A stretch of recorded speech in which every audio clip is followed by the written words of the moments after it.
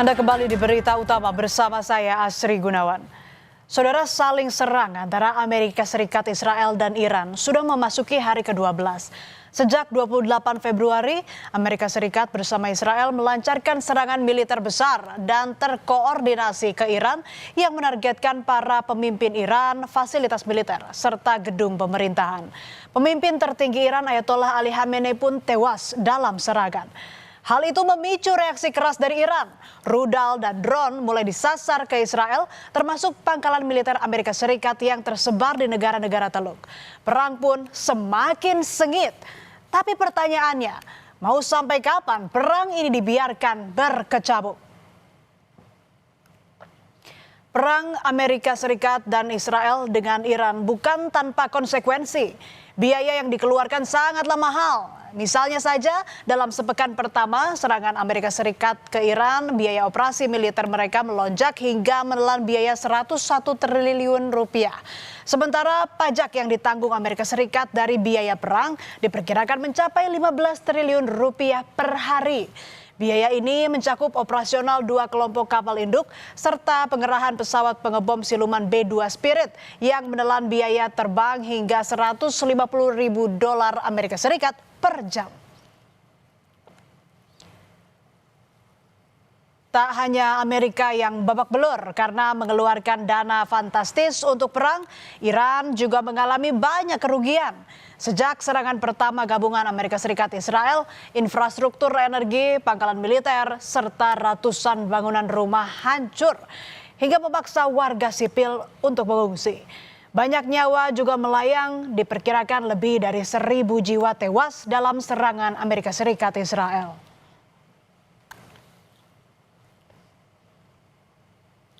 Operasi militer Amerika Serikat di Iran sebenarnya bisa saja segera berakhir, saudara. Karena Amerika Serikat sudah menang banyak. Setidaknya itu keyakinan Presiden Amerika Serikat Donald Trump. Salah satu alasannya karena Ali Khamenei sudah terbunuh dan kemampuan rudal, nuklir, serta infrastruktur Iran diklaim sudah hancur. Akan tetapi, Amerika Serikat akan tetap lanjut perang sampai Iran benar-benar kehilangan kemampuan untuk melawan dan bangkit. Sedangkan Iran juga bertaruh bisa bertahan lebih lama daripada Amerika Serikat Israel dengan membalikkan kondisi perang. Lalu di situasi yang semakin panas ini, siapakah yang nantinya benar-benar menjadi pemenang?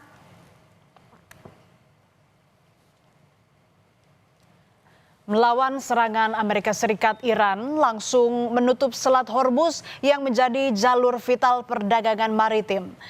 Garda Revolusi Iran menyebut sekitar 300 kapal tanker minyak besar dan kapal kontainer tertahan di kedua sisi Selat Hormuz. Iran mengatakan konsekuensi bagi pasar global dan para pelaku internasional akibat penutupan Selat Hormuz menjadi tanggung jawab Amerika Serikat dan Israel.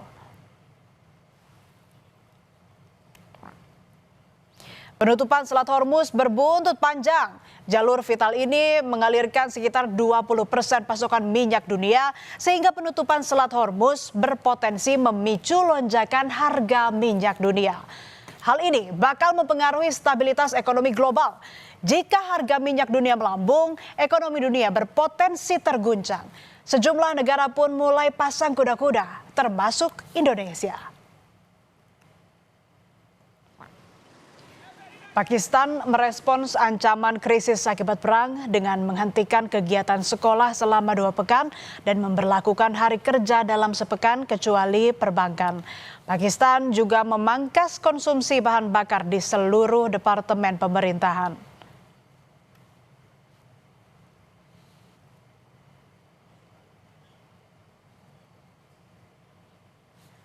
Pemerintah Filipina menaikkan harga bahan bakar sebesar 17 sampai 24 peso atau sekitar 6.500 rupiah.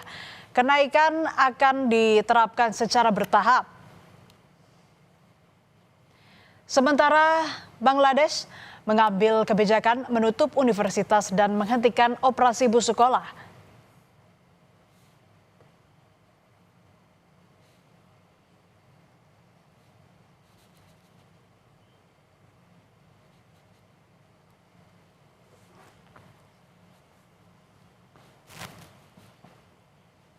Myanmar merespons dengan menerapkan sistem penjatahan bahan bakar untuk kendaraan pribadi sejak Sabtu 7 Maret lalu.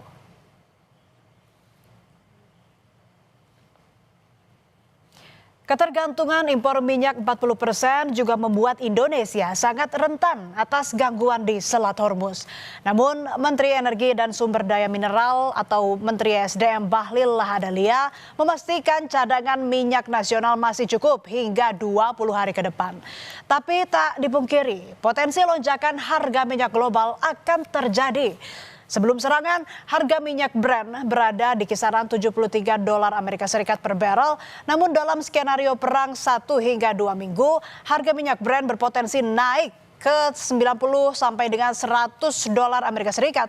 Bahkan bisa menembus $120 Amerika Serikat jika konflik berkepanjangan. Sampai dengan hari ini tidak ada masalah. Tapi kan harga dunia kan pasti akan terjadi koreksi ketika kondisi geopolitik yang tetap terus memanas di Timur Tengah. Cadangan BBM nasional berapa? Masih cukup 20 hari.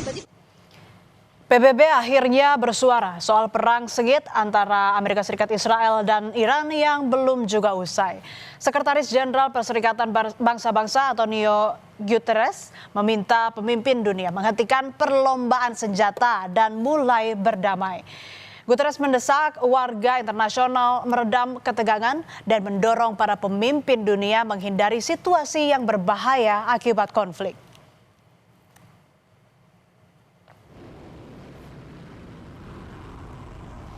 Presiden Rusia Vladimir Putin juga ikut andil untuk mendorong perdamaian. Ia menelpon Presiden Amerika Serikat Donald Trump agar perang dengan Iran segera diakhiri. Putin juga mendorong agar dilakukan jalur mediasi yang sudah dilakukan antara para pemimpin negara-negara Teluk dengan Presiden Iran.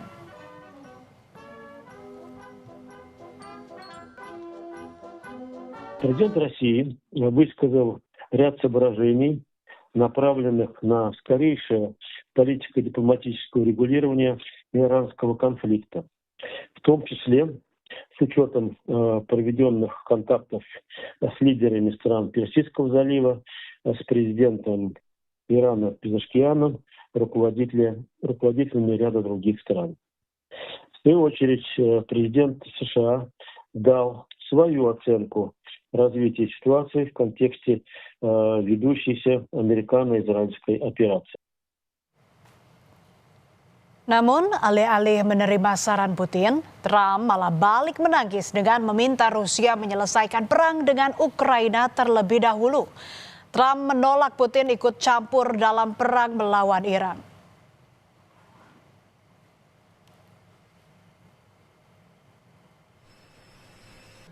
Go ahead. Yes, I had a very good call with President Putin. We were talking about Ukraine, which is just a never-ending fight. We obviously talked then about the Middle East, and he wants to be helpful. I said, you could be more helpful by getting the Ukraine-Russia war over with. That would be more helpful. But we had a very good talk, and he wants to be very constructive. Tiongkok lewat Menteri Luar Negerinya Wang Yi juga mendorong agar perang Amerika Serikat Israel dengan Iran segera dihentikan. Wang Yi mendesak semua pihak kembali ke meja perundingan. Tiongkok menegaskan kekerasan bukan solusi, melainkan bisa menimbulkan krisis baru. 不应该发生的战争，也是一场对各方都没有好处的战争。中东的历史已经反复告诉世人，武力不是解决问题的办法，兵戎相见只会增添新的仇恨，酝酿新的危机。 Presiden Amerika Serikat Donald Trump mengklaim perang melawan Iran akan segera berakhir. Alasannya karena Trump mengklaim telah melemahkan kekuatan militer Iran secara signifikan. Trump bilang berakhirnya perang sebagai awal dari negara baru.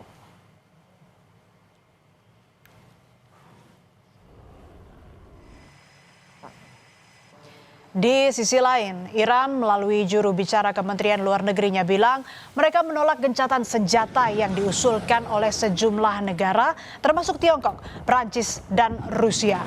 Iran percaya diri mereka masih unggul dalam perang melawan Amerika dan Israel. Iran bersikukuh keputusan berakhirnya perang sepenuhnya ada di tangan mereka, bukan ditentukan ikut campur tangan negara luar.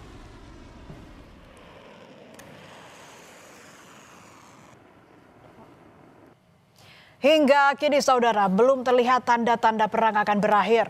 Trump bahkan menimbang melancarkan operasi militer darat. Opsi ini nampaknya bukan omong kosong karena tujuan Trump adalah merebut cadangan uranium Iran yang disimpan di dalam fasilitas di bawah tanah. Iran bilang siap menghadapi wacana Amerika Serikat melancarkan serangan darat. Tapi jika perang jalur darat ini benar-benar dilakukan, dampaknya akan lebih masif dari aksi saling serang jalur udara. Korban sipil akan semakin banyak, kerusakan infrastruktur bisa bertambah, dan penderitaan akibat melemahnya ekonomi global. Konflik berkepanjangan antara Amerika Serikat, Israel, dan Iran tidak hanya meningkatkan ketegangan geopolitik di kawasan Timur Tengah, tetapi juga memicu dampak berantai terhadap ekonomi global.